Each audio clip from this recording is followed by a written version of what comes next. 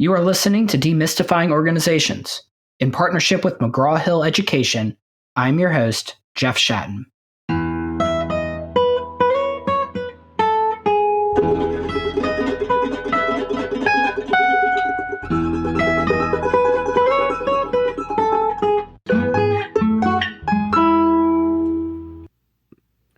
My guest today is Grant Williams. Grant is a preeminent thinker on finance, markets, and the economic implications of coronavirus. Over the past 30 years, he has held senior positions at a number of investment banks and brokers across the globe. Grant is a senior advisor to Matterhorn Asset Management in Switzerland, a portfolio and strategy advisor to Vulpes Investment Management in Singapore, and also one of the founders of Real Vision, an online on-demand finance channel showcasing the brightest minds in finance, something I highly recommend and that I subscribe to. He's the founder of Things That Make You Go, Hmmm, which has grown to become one of the most popular and widely read finance publications in the world. Just to date this podcast, because things move so fast, our discussion was on Wednesday, June 10th.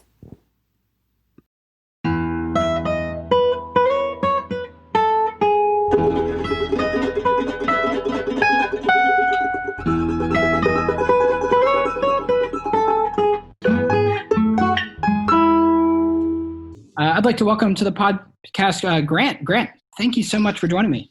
It's a great pleasure. Thanks for having me. So I've been following you, and I would put you kind of in the category of really one of the top thinkers in the COVID finance space. Wow. Okay, that's. I'm not sure that's a place I belong, but that's very kind of you. I think in the popular press, you're there. So, and the ones that I kind of put in this category would be kind of, you, Eric Townsend, Jim Bianco, Rob Paul, the people who have really, helped form a lot of my thinking over the past few months.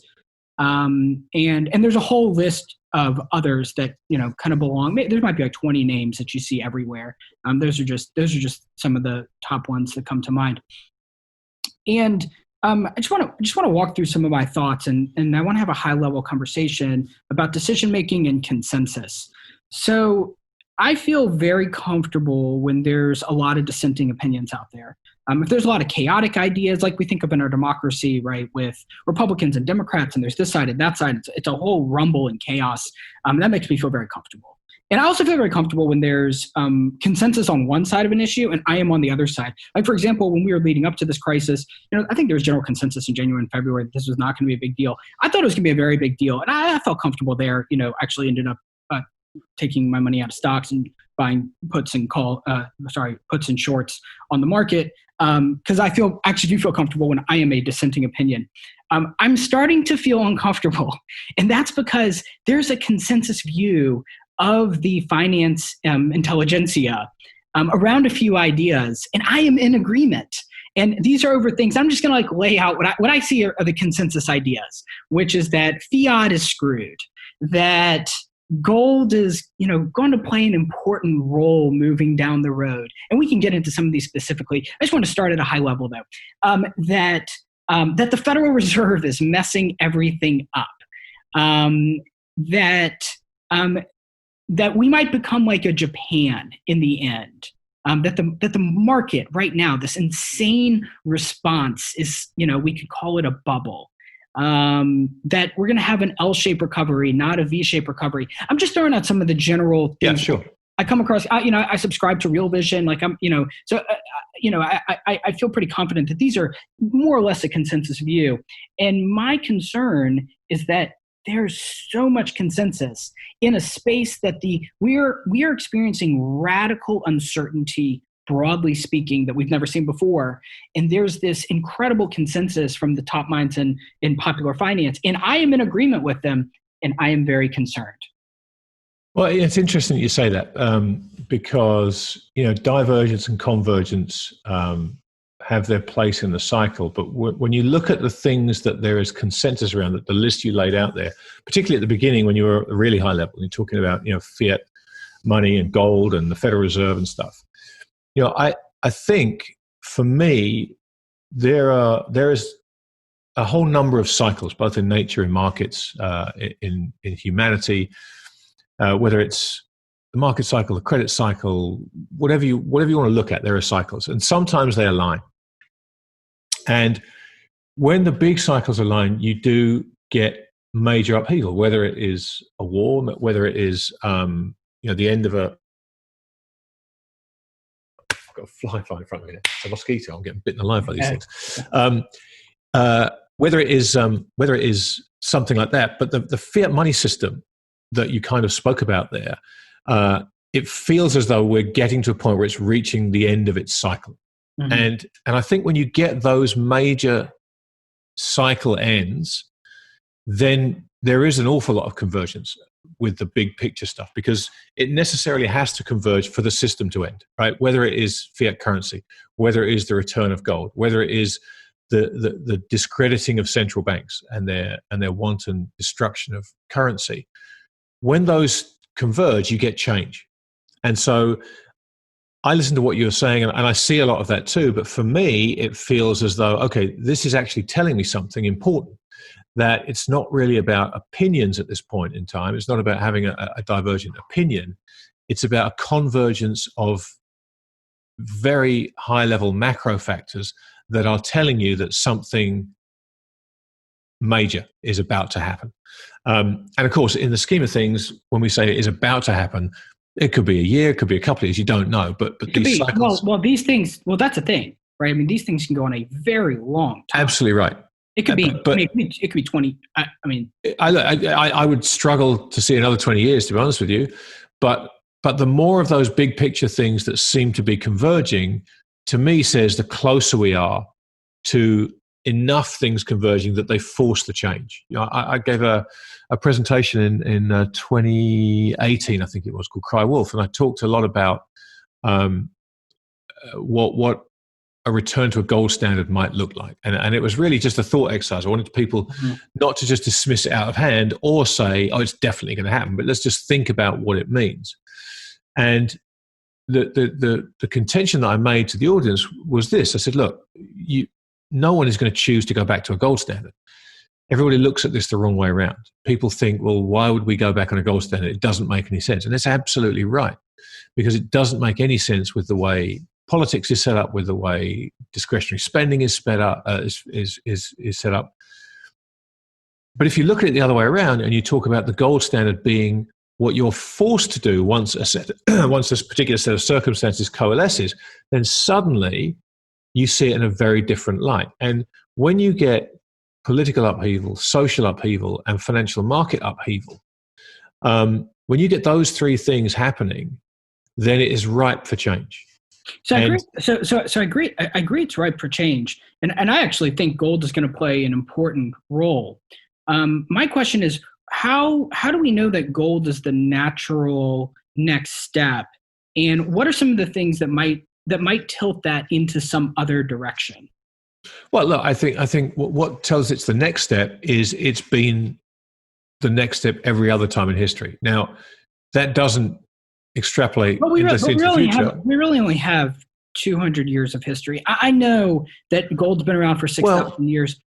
Gold's been around for 6,000 years, but we like the modern financial. Any idea of anything close to a modern financial system is 200, and really our data only goes back maybe 100, 150. Well, look, we know enough about history to know that gold and silver were at the root of every civilization going back to the Romans. So, and I think when you try and distill things down to modern financial history, what we've seen throughout that 200-year period is this increased financialization of the world, and that's why we have hundreds of trillions of dollars of debt. That's why every nation on earth is insolvent. That's what happens at the end of this financialization cycle. So modern finance has got us to this point. And there are two ways out of this, right? We can basically inflate our way out of it and pay back these promises in vastly devalued currency, which is ultimately good for gold. Or we can have a blow up / reset / debt jubilee, whatever you want to call it, which is a systemic change. And when you get systemic change, you need to re-anchor the system that rises from those ashes. And it's very hard to see how you can tear this system down and replace it with another fiat system, because this will break down because of a loss of trust in fiat. So you have to have something trustworthy. Let me just push back on a couple of the assumptions.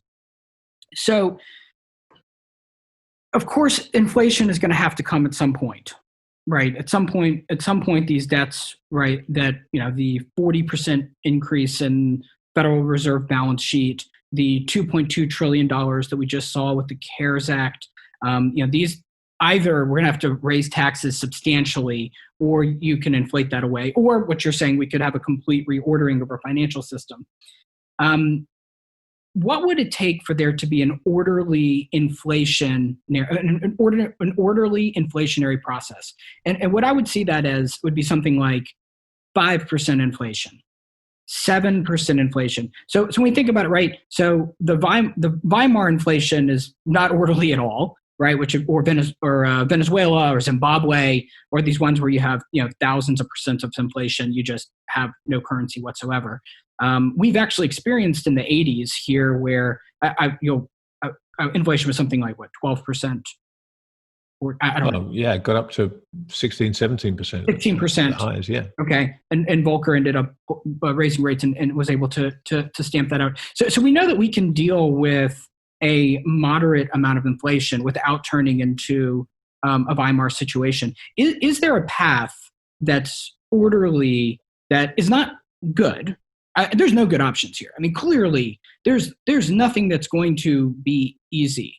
But could you get out of this with 5% inflation, 7% inflation, 10% inflation, and kick the can down the road? No, I don't think so. I mean, there's obviously the answer is we don't know.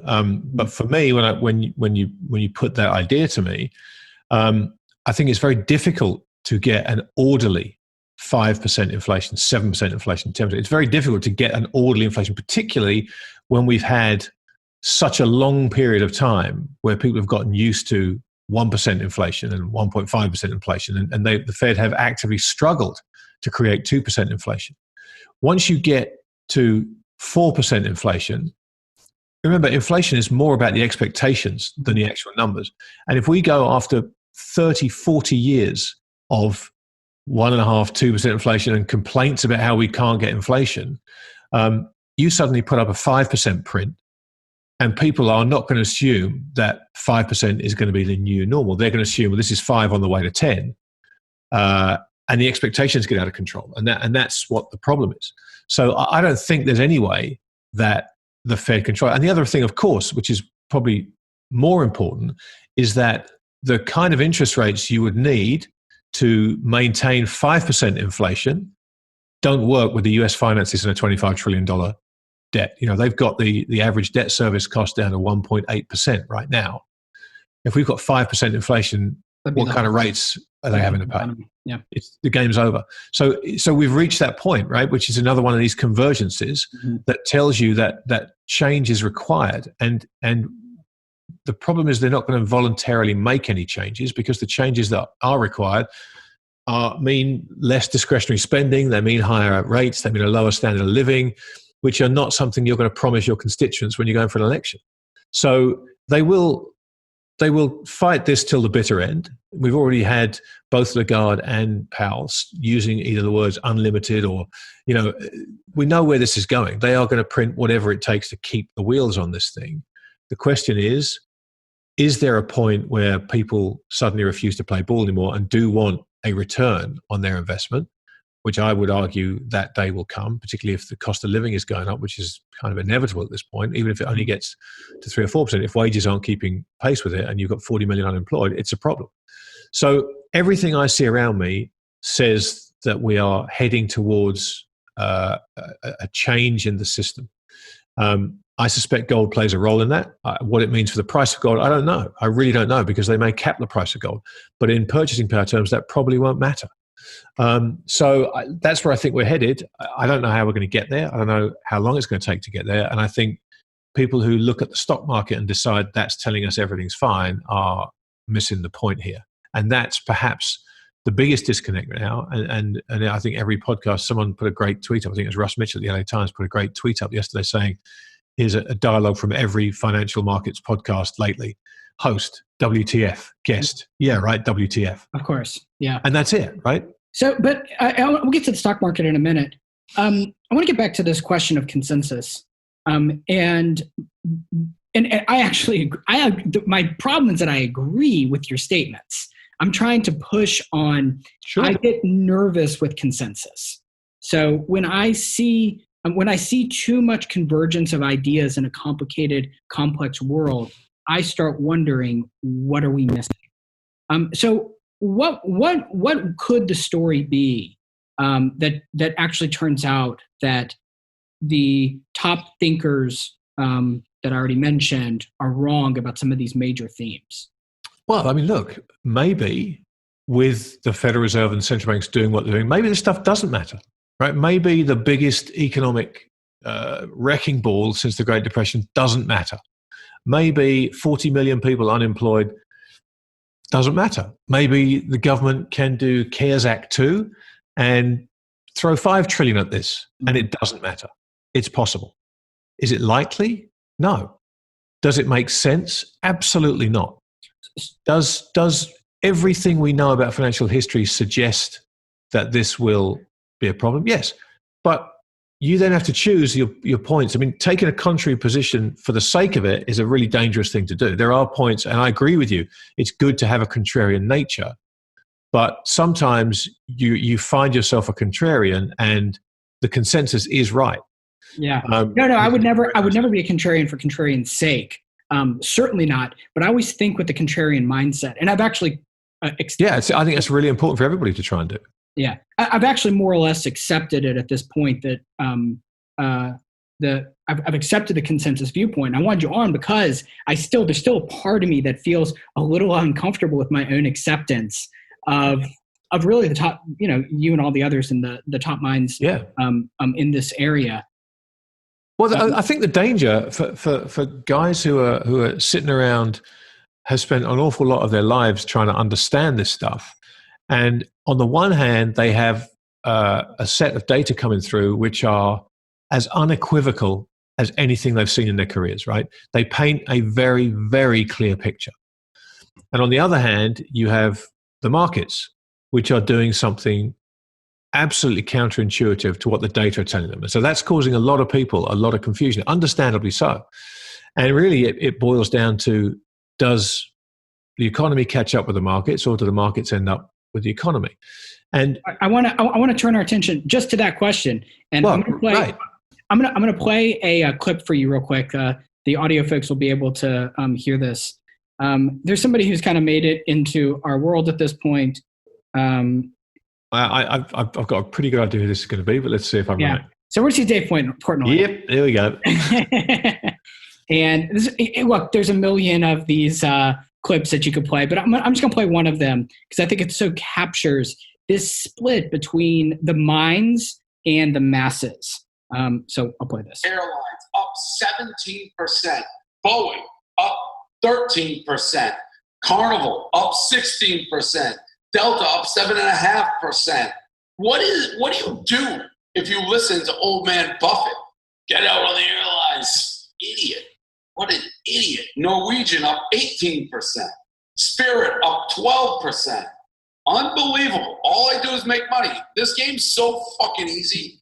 Look at me. It's so fucking easy. Literally the easiest game I've ever been a part of.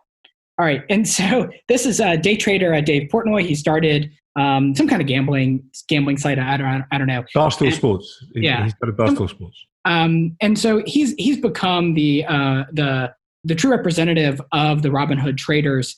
And I wanted to put that out there just to let you, so now we can explore these day traders versus the smartest minds, which now I'm going to throw in, Druckenmiller and Buffett, and some of the others, which are really on the other side, and he's making fun of Warren Buffett. So how do you make sense of this strange world we're living in markets? Well, look, I mean, it sounds ridiculous, but I'm something of a pedant. And so my biggest beef with him is cool when he calls his site, or whatever it is he does, his sideshow, DDTG Global. I'm like, the global's already in the G. You don't need to call it global. So I'm a pedant, and every time he says that, it drives me nuts. But look, I watch it with kind of detached amusement because there's two schools of thought. One is that he's just the most obnoxious jerk in the world. Yeah, and the other view The other school of thought is that he is one of the most genius marketers in the world. And I suspect it's probably more the latter, because the amount of attention he's been getting from this is bewildering, frankly.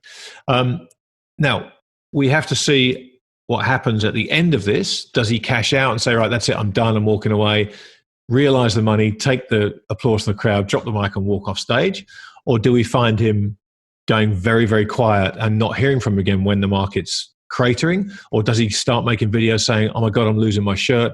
We don't know yet, right? Mm-hmm. But I was around in 2000. I was doing this job and trading these markets in 2000. And this is very similar to what we saw back at that time. It feels like it is. And babysitters who would hear that you worked for a financial house, and it was a 60-year-old retired nurse who was day trading with all her money and would have CNBC on all day. And we've seen this, and people do get sucked in, and they get sucked in with the easy money. We're seeing it on TikTok now, all these crazy places. It's happening. But when you look at it except the backdrop is what's crazy, right? At least it is and it isn't. Look, you have to realize that these people, the laugh's on us right now. The laugh is on the experienced stock market, because we're looking at Hertz that's bankrupt and the equity is more than likely going to be a zero, and none of us will touch it. The people on Robinhood, and if you look at the chart of the number of holders versus the stock price, as it was falling, they're just buying the stuff that's fallen the most, right? And they're killing it. They've made 800%. Yeah, it's crazy. They're bidding up a bankrupt company. Yeah. Now, listen, if they sell those shares, they win, market professionals lose. If they hold on and one day it halts trading and the restructuring's done, the equity holders are wiped out, they're wiped out.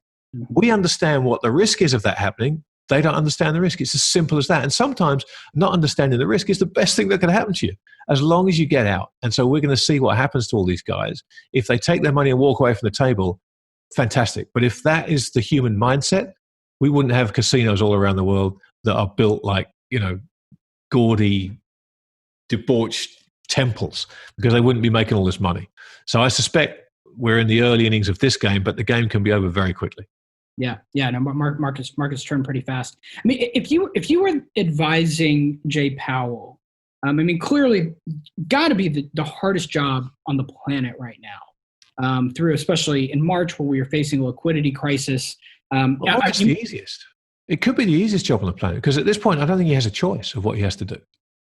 Right? I mean, what can he do? Can he step away from this? No. Can he stop printing money? No. So you wouldn't do any different. I would have done different. But but stepping into this crisis, give the chairman of the Federal Reserve stepping into this crisis. There's the massive liquidity crisis in March.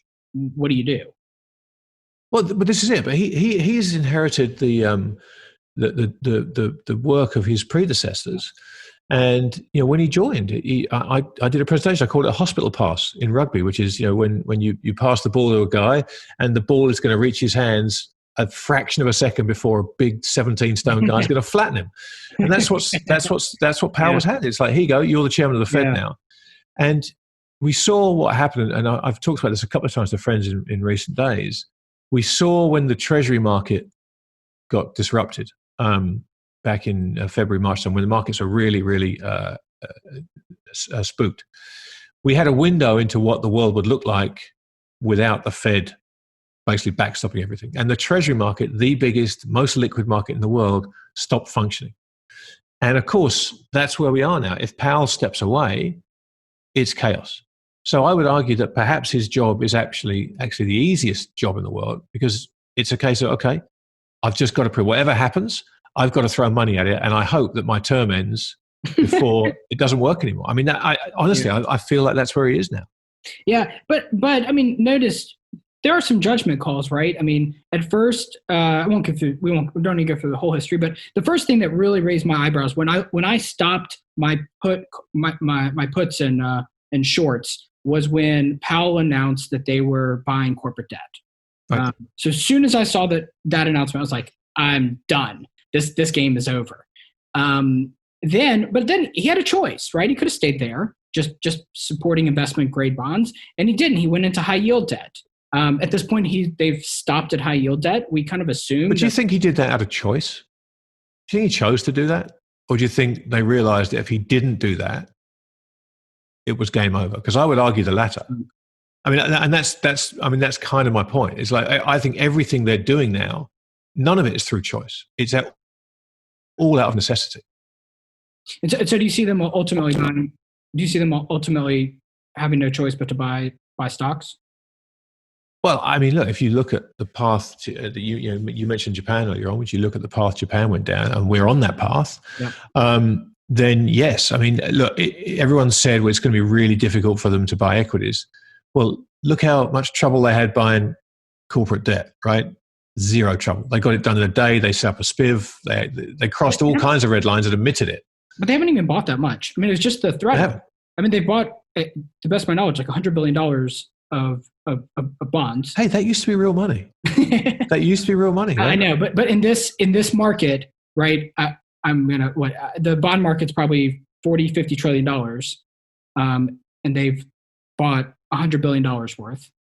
So not much. Just their word was enough to stop this. I mean, you had maybe a 20% correction in investment grade bonds, which have all been all but retraced.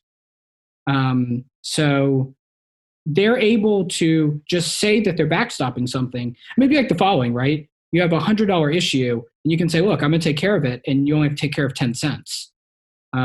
So is it just their word that investors think that, look, if it ever push comes to shove, they're going to fully step in? Because they haven't even bought much debt. Right. Well, look, that works as long as the markets are okay. Right. So yeah, that's fine. Right. You say you're going to do it, and the jawboning, they've always used jawboning as their chief policy tool. Let's face it. Right. They've managed to get away with. What is jawboning? Oh, just talking, just the promises they make, right? Okay. I mean, this stuff has been their best policy weapon, whether it's them or Draghi with his whatever it takes thing, right? Look what he got for those 3 words. I mean, extraordinary returns for those 3 words. But once you make those promises, then you have to be there to back them up in times of dislocation. Yeah, look, we saw how they only bought a few dollars worth. I mean, because they had to show that they were serious. No, but they bought their few dollars worth when the markets were fine. Yeah. Right. So that's the point. The point is they have to be there when the markets are not fine now, because that's what everyone expects from them. And so what it means is, by definition, they're going to be buying this stuff at the worst possible time to own it. They are going to buy it when everybody wants to sell it. So yeah, they don't have much now, but you know what? If they bought it when they stepped in, they would have a nice profit on their book that they could have used, right? But no, they've started buying it after the 20% hike because the market always front runs them. And if you go back to the Fed minutes in 2012, Powell is in there and he is talking about this. He understands this, that the market front runs us and there is a danger that we're buying too much. There's a danger we're giving them too much confidence. He understands all of this. So don't ever let him look anyone in the eye and say, well, we didn't know. Well, he knew. He absolutely knows what he's doing. But saying you're going to buy them and getting the bang for the buck is brilliant. And you don't have to buy them, fantastic. But you're on the hook to buy them now, and you're going to buy them when everyone else wants to sell them. So look, I think everything they've done is wholly a function of necessity. I don't think they've made a choice in a long time. Probably when they started unwinding the balance sheet, they made a choice to do it. Yellen desperately came out talking about how it was going to be watching paint dry. And it was, until September last year, when we had a little rumble in the repo market. And what did they do? They jumped in and quickly went up to like $100 billion a day repos, to the point where they ultimately said, we'll do unlimited repos, which they are on the hook for. So they didn't do that out of choice. So they own this now. The Fed and the central banks own this whole outcome. And so they will do absolutely anything they have to do, which they believe will kick the can down the road. And at some point, it won't. And at that point, the whole thing implodes. And what's the time horizon? Who knows? I mean, none of us know. And we can all guess. But let's face it, since 2008, we've just about all been wrong. Right? Because who would have said that 12 years later, we'd be where we are? Very few people. So guessing when you get the end of a monetary system, it was easy the last time it happened because it happened right after World War II. And you could see, okay, this war is going to change things, right? This time around, it's purely the financial system that is creaking at the seams. Does that mean that we have a conflict? Well, if you look at what's happening, particularly in China and the US, there are very clear signs that there is stuff happening that could, I'm definitely not saying would, but could conceivably lead to conflict. Whatever that means in the 21st century between superpowers, we don't know. But you need a crisis to make these kind of changes. The crisis either force the changes upon the system, or the system formulates a crisis in order to make the change that's required. One of the two. That's generally how these things end. Well, I think, China's main goal would be to get rid of the US dollar as the reserve currency. So they would love to see nothing more than, they don't have, they have some capital control issues and legal problems that are going to make it very difficult to get the renminbi to be a reserve currency. But we would certainly expect them to rejoice at problems with the US dollar. Yeah, and look, the dollar's a much stronger currency than the others, and it probably will be the last to fall, but it may be one of the last to fall. We may get maybe all the G7 currencies go at once at the end of it. Maybe the yen goes first, maybe the euro and the dollar go together. I don't know. But I think what's important looking at China is, the way I look at it, that the most important thing to China is keeping the Chinese people from being hungry. That's the most important thing, because you've got 9 guys in charge of 1.7 billion guys who, if they're hungry, know where you live, and they have a history of not being too happy about it. So I think the currency is a secondary concern for them. Inflation is a major concern for them, particularly food inflation, and they're seeing that now. I think this socialism with Western, or capitalism with socialist characteristics, or whichever way around that they talk about it, has been fine so far. But I've been saying for the longest time that the fact that we in the West expect a bunch of first generation capitalists to stick the capitalism landing first time up, when we've failed to do it numerous times in hundreds of years of trying, is a very bold bet to make. I'm sure the Chinese will screw this up somehow. And what happens to the currency after that is anybody's guess. But for them right now, with the social issues they have, and the unemployment issues they have, and the lack of all their biggest customers going away because of the shutdowns, is making sure the people aren't hungry. And I'm sure that's what they're focusing on. Do you think they can develop a consumer economy? Well, they have, right? It's just not the consumer economy they need. What they need is a consumer economy, a late stage consumer economy, to replace all their best customers, right? Who are seeing their savings rates now going to double digits. And this consumerism is going to contract massively on the back of this COVID, I would think. So what China needs, it has a consumer society, but that consumer society are buying bicycles. They're not buying luxury vehicles. They're not buying their 15th handbag. And that's what they need to replace. Some of them are. Some of them are, but it's such a tiny percentage of the population. It's because they've had an export-driven model, and between manufacturing and their exports, they've had taken the past 30 years, they've taken hundreds of millions of people from absolute poverty to the middle class. I think China represents one of the greatest achievements ever. When we set aside there are millions of other issues, but the fact that hundreds of millions of people have gone from abject poverty to the middle class is an incredible achievement. And I think they're going to struggle given that the export market's simply not going to be there, both from a decrease in global GDP, as well as some of these trade tensions post-COVID, where the U.S. is just not going to be buying Chinese goods like we used to. And unlike in the United States, where I think it's 60-70% of our economy is consumer driven, that's not the case in China. And so I wonder how they're going to replace some of those things. Well, look, the answer is we don't know, right? They're going to try and find other customers. They're going to try and repurpose some of their capacity to produce things that they can sell elsewhere. But of course, on the flip side of this is the countries like the US that decide they want to insource a lot of their manufacturing. That's going to have significant cost. And it will bring inflation to them. So, which we might not do. I think it's a mistake to think. I think a lot of people think that you either build things in the United States or in China. It's somewhat painful, but there's Bangladesh, there's Vietnam, there's India. No, absolutely. But you can't do that overnight. That takes time, Overnight. right? That takes time. And so the harder you push on this China story, the harder you make them the big enemy, and the harder you talk about the Chinese virus, and the harder you make them the guys in black hats, the tougher it is for corporate America to say that they are producing stuff in China.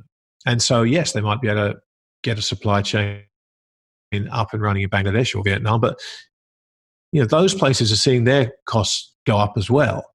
So you've got the cost of capital equipment and the time cost of trying to relocate your supply chains. All of that is going to be attempted to be passed on to the consumer, no doubt, because margins are really not that great. At the same time that the consumer has taken their savings rate in the US to 13, 14% and climbing. And I think after COVID, we might get an initial relief where you might get a month of credit card spending when people go out and buy all those pent-up things that they haven't bought through the last few months. But people at the margin and people I've spoken to in grocery stores and chatted with say universally, our spending pattern was X before the lockdown. It's 30% of X now, and I'm not going back there again. I've realized that I don't need to spend that money.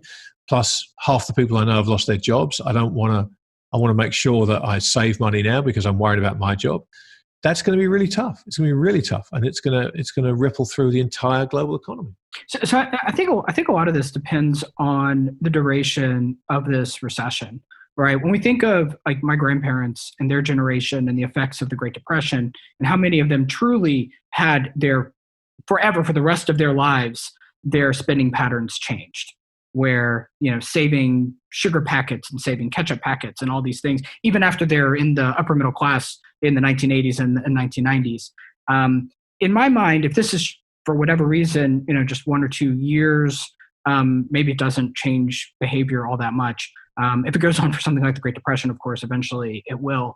I'm coming across a lot of things where I think people assume that human behavior will change more than I think it's likely to change in a lot of areas. And I just want to give a couple examples to get your response to this. I mean, please disagree.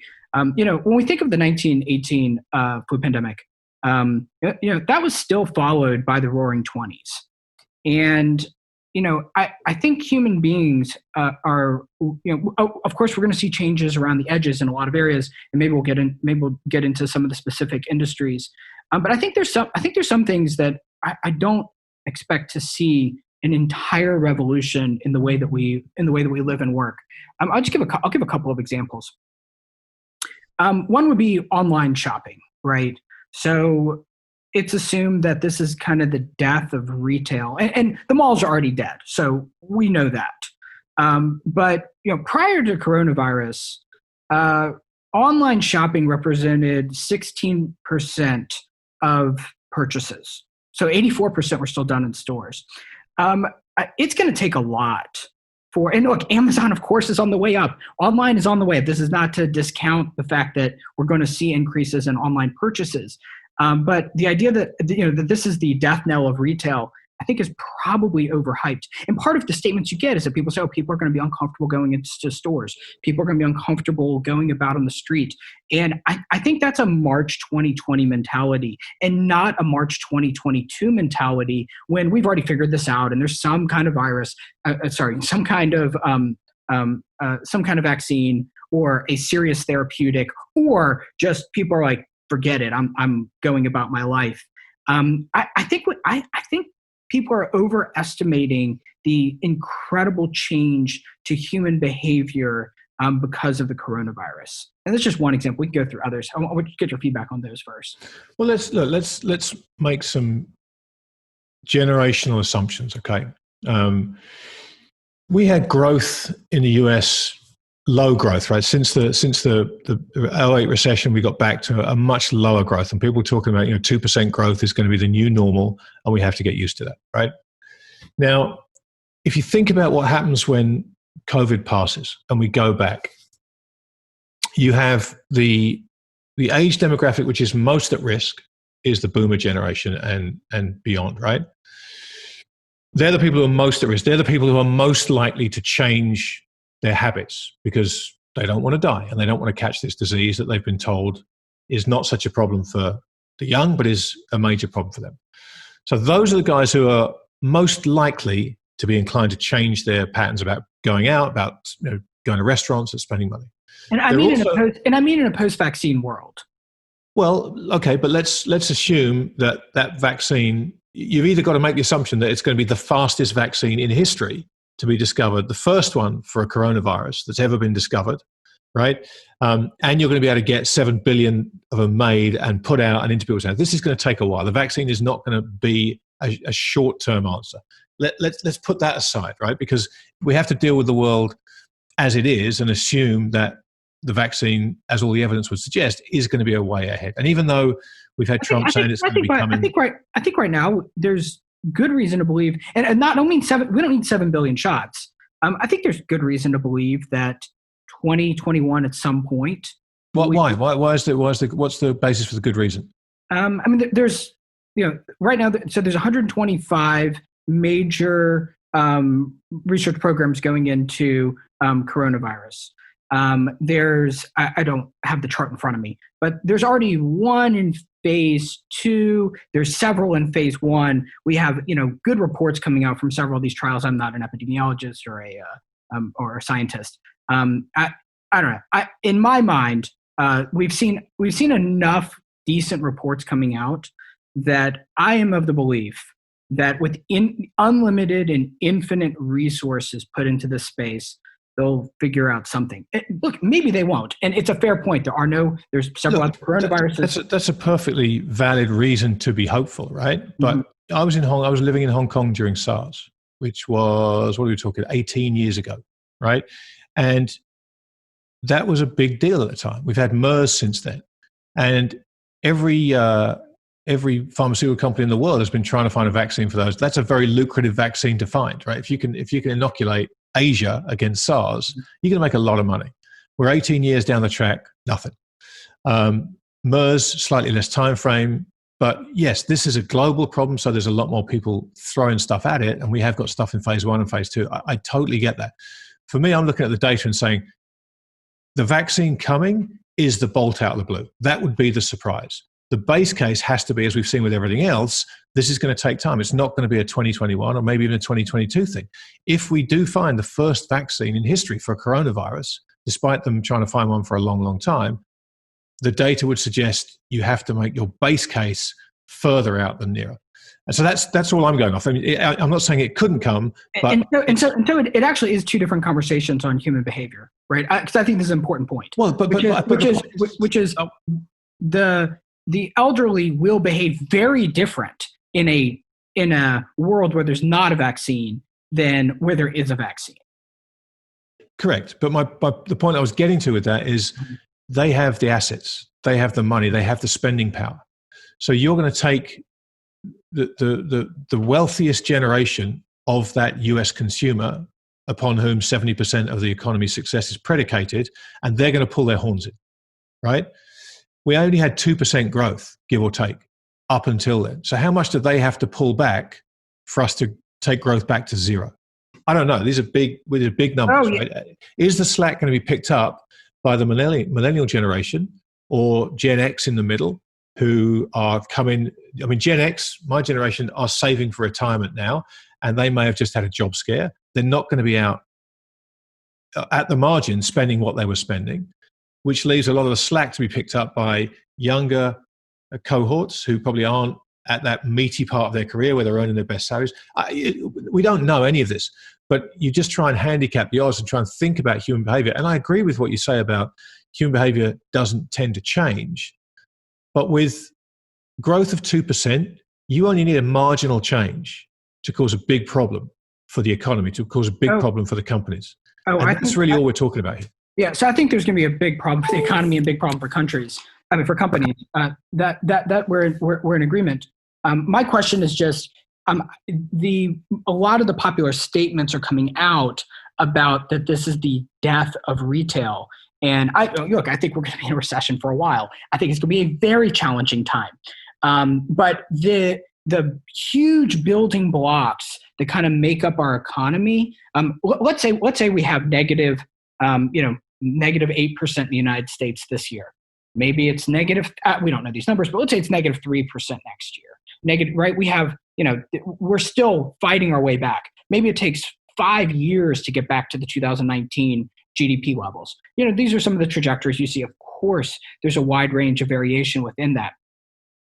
I think there's an assumption from a lot of people that when we get out to that 2024 range, or whenever it is, that we end up back in the 2019 economy, that people aren't going to be flying, that Marriott is going to have to restructure their entire hotels, that the work space for corporations is fundamentally going to look different because people are going to be social distancing and not wanting to be in the same space. You have to rethink elevators and all of these things. My point is that I think that a lot of these statements post-vaccine are largely going to be over-exaggerated, and that people will slowly, at different paces for different people, make their way back to a life that somewhat resembled what was in existence beforehand. Yeah, no, I don't disagree with that. But I think the point you made there is an important one. You're talking 4 or 5 years.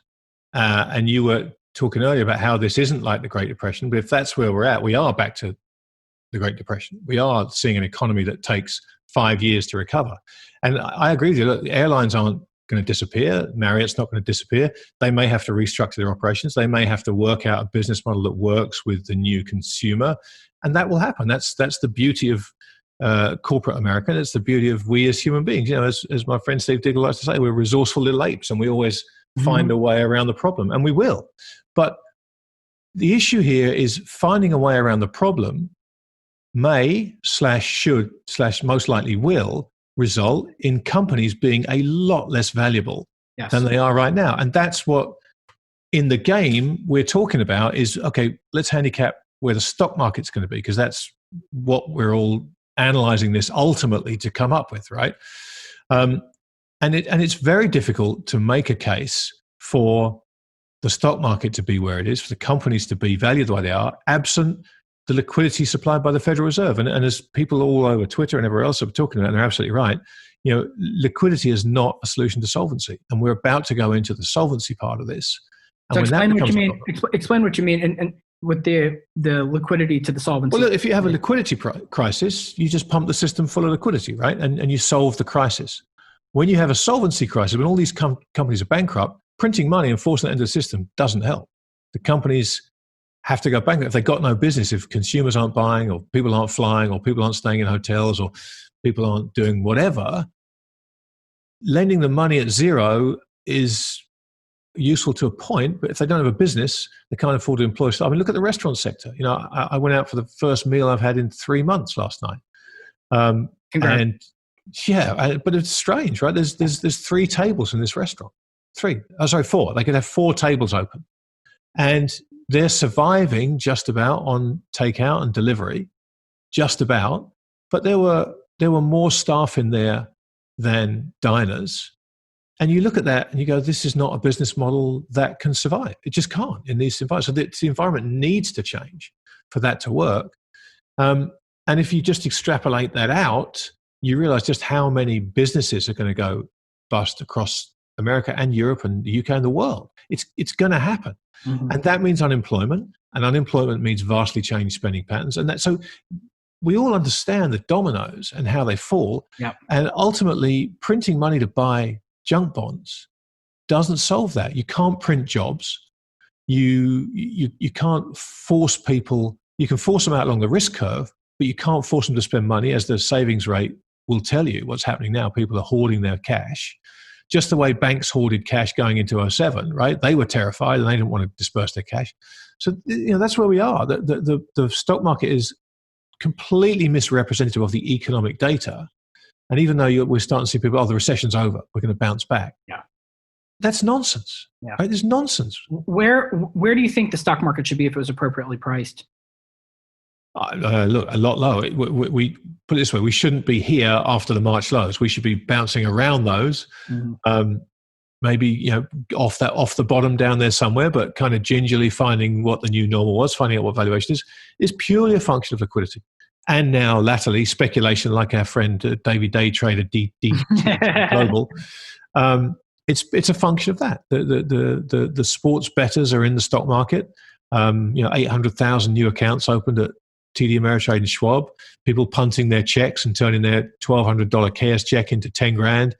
But they're going to stay at the table. They're going to keep staying at the table until the house takes all the money. That's the way this thing is set up. Yeah, and it's always been that way. Is there any chance, do you think, if the S&P 500 goes from, it's right now about 3,200, could you imagine a situation where it ends up pumped up to 4,000 and we have unemployment that's 15, 20%, or even if it's at its current state for much longer?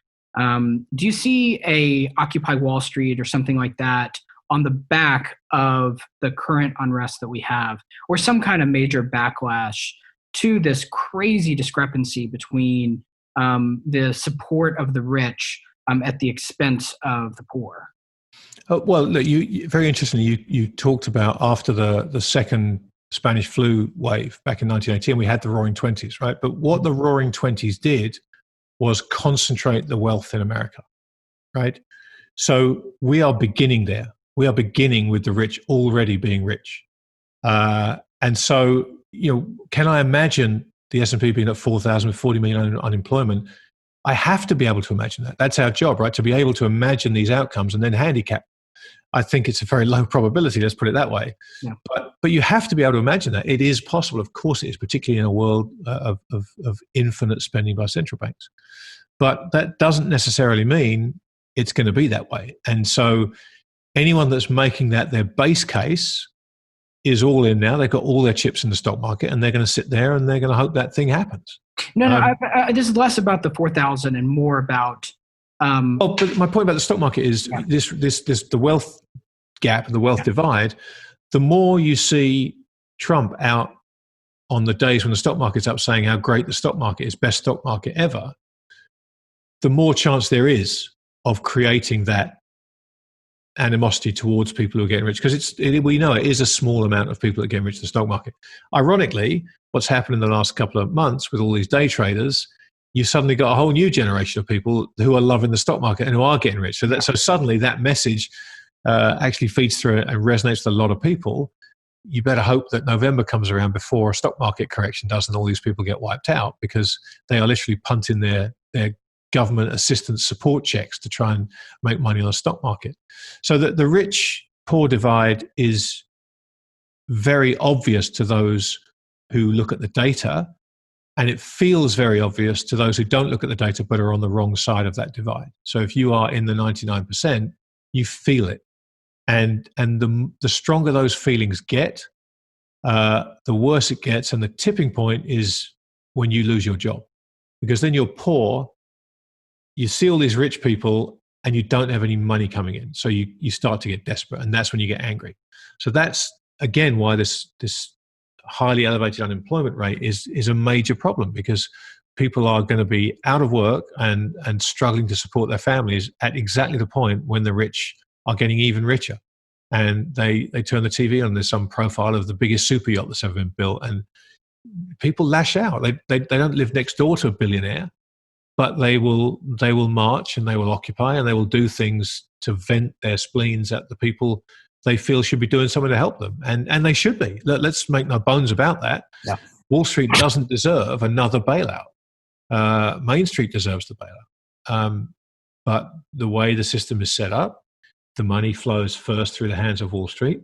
And that's something they need to try and address, because if they don't find a way to do that, then what you've described, I think, is absolutely almost guaranteed to happen in the future. Yeah, no, I think on the back end of this, there's going to be a new set of unrest, a la Occupy Wall Street. Just a couple closing thoughts.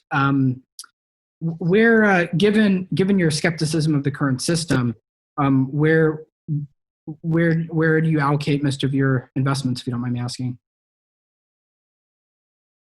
For me now, I mean, I've completely missed this equity rally, completely missed it. And I've not lost one shred of sleep over being out of this rally at all. As I watch it with amused detachment. For me, significant allocations to gold and cash, some corporate bonds, some treasuries. But that's it for me. This is a time to play defense. I know markets hitting all-time highs, and that's when the momentum guys, you should be in there, and you should be. But the data are so disconnected. Yeah, that's where I am. That for me, the risk just is not there. It really isn't. And I wish good luck to all these guys, and I hope they all make this money and walk away from the table. I really, really do, because I've seen the backside of this movie, and it sucks. Yeah, it does. Even Portnoy. Maybe he'll make his way. Well, he started with $250 million, right, from Barstool, so he's okay. This doesn't matter to him. Yeah. No, I'm with you. I've been, as I mentioned, I was in the shorting market for a while, and now just cash and gold. That's it. Yeah. All right. Any closing thoughts on your end? Well, I think for anybody watching this, listening to it rather, I would just urge everybody to make sure that they're thinking about the decisions they make with regards to finances. Don't buy stuff just because it's going up. Don't buy stuff just because your friend's making money because they bought Tesla shares, or they bought Nikola shares, or they bought Hertz, which was bankrupt, and they made 5 times their money. Don't get sucked into that game, because that is precisely what happens at the end of all these cycles. If you can find a company that you think is going to do well coming out the back, it's perfectly fine to invest. But just chasing the easy gains at this point is a recipe to end up in the poorhouse. And I know how this ends, unfortunately, and I know the kind of people who are going to get stung worst by it. And I feel bad for them. And I hope that they can make some sensible decisions. If you've made some great money, just take some of it off. Even if you've doubled your money, take half of it off the table. At least don't go out losing money, right? Play with the house's money. And are you a Bitcoin or not non-Bitcoin guy? People ask me for my opinion on Bitcoin all the time. I think it's a great tail position to have. Like I always say, why wouldn't you own some Bitcoin, right? But my knowledge of Bitcoin is so inferior to those who really understand it that my opinion on it is not worth the air that comes out of my mouth, frankly, because I don't profess to have a deep knowledge of it. I think it's a great tail risk. I think it's something everybody should own a little bit of, and I would allocate to the level of your knowledge of the technology and how closely you keep up with developments, because it's moving so fast. If you have a big position but a small knowledge about it, it's a dangerous thing to do, I think. All right. Well, thank you so much. This has been an absolute pleasure to have you on. You're welcome. Thanks for having me. Thanks for listening to the podcast today. If you have any questions or comments, you can email me at jeffshatten1@gmail.com. You can tweet me at jeffshatten. If you like this podcast, press the subscribe button and make sure to rate it on iTunes so that other people can find it.